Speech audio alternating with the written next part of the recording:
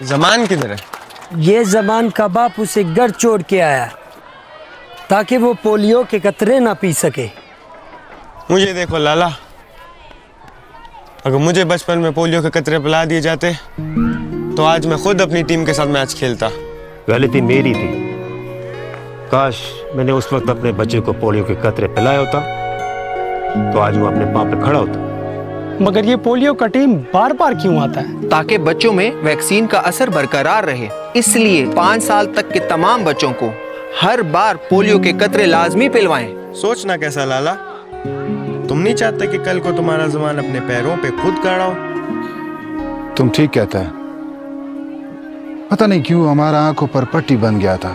Polio team سے اپنے بچے نہ چھپائیں۔ پولیو ایک لا علاج مرض ہے جو بچے کو زندگی بھر کے لیے معذور کر سکتا ہے۔ صرف پولیو کے قطرے اور ویکسین کے ذریعے ہی پولیو جیسے لا علاج مرض سے بچا جا سکتا ہے۔ فیصلہ آج کرنا ہے اگر کل بچے کو چلنا ہے۔